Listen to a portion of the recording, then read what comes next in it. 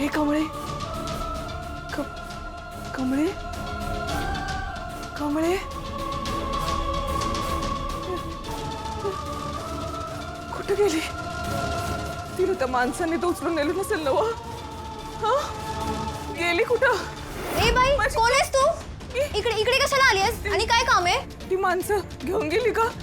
घेऊन गेली तिला? मला वाटलं की माणसं ती तू का पकडलंय मला? कोण आहेस तू? तुला कोणी पाठवलंय? हा तू सोड मला. मुलींनो बाहेर या पटकन. मुलींनो बाहेर या. निंगे निंगे उठ आहे. निंगे उठ. तुम्हाला कोणी पाठवलंय? अगं ही बाई चोर वाटते मला. तू नक्कीच काहीतरी चोरायला आलीस ना? एक काम कर, आपण ना पोलिसांना फोन करूया. फोन काढ. वॉर्डनला बोलून आण जा पटकन. फोन दे मला. पोरीनो मागवा. अगं या माझ्या ओळखीच्या आहेत.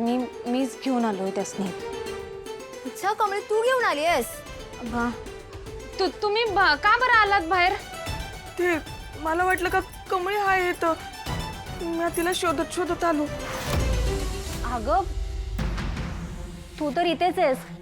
मग या मगासपासून कमळी कुठे कोणाला करतात? ह्या ओळखत नाहीत का तुला? अगं त्याचं काय झालंय, त्या आजारी आहेत की नाही म्हणून तसं बोलतात. अहो मीच आहे इथं. असं काय करायला लागलाय? आपण भेटलो होतो की नाही काल दवाखान्यात? आठवतंय ना तुम्हासनी? अगं कमळे, हॉस्टेल आहे, ते बाहेरच्या लोकांना राहायला परवानगी नाहीये. होय पोरींनो, मला कळतंय खरं. कसं आहे बघा की त्यांची अवस्था कशी झाली आहे. त्या की नाही जरा आजारी आहेत, त्यांच्यावर उपचार सुरू आहेत आणि मग असं मुंबईत त्यांचं दुसरं कुणी बी नाही. मग अशा परिस्थितीत कुठं सोडायचं त्यासनी एकटं? सांगा बरं. ठीक आहे कमळे, तू टेन्शन घेऊ नकोस. आम्ही सगळे आहोत ना, आम्ही मदत करू. तू इथे ठेवू शकते त्यांना. हे कमळी, त्या अनिकाच्या चमचा हॉस्टेलवरतीच आहेत, हे लक्षात ठेव. ए हो प्लीज. त्यांना काही कळायला नको. फुकटचा तमाशा करतील त्या. होय ग, बरोबर आहे तुमचं. खरं मला माफ करा ग, माझ्यामुळे एवढा त्रास झाला तुम्हासनी. झोपमोड झाली. अगं सॉरी काय त्यात. It's okay. हां कोणी बघायच्या आत यांना आत घेऊन जा पटकन. हां चला.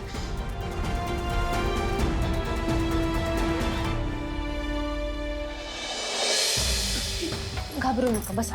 झोपा तुम्ही, शांत निवांत झोपा. माझी कमळे. जायचं झोपा. होय. निंगे, अगं तुझ्या एक गोष्ट ध्यानात आली आहे का? अगं आईला काल काय झालं होतं हे सुद्धा आठवणा झालंय. याचा अर्थ रोज नव्यानं तिला सगळ्या गोष्टी समजवायला लागणार आहेत आपल्याला. कमळे, आता आपलं काय खरं नाही. काकीला या अवस्थेत तिथं ठेवायचं तरी कसं ग? मी काय म्हणतोय, आपण अन्नपूर्णा आजींची मदत घेतली तर? होय ग, मी बी तोच विचार करत होतो. हे बघ, आजींना सगळं खरं सांगायलाच पाहिजे का माझी आई जिती आहे म्हणून.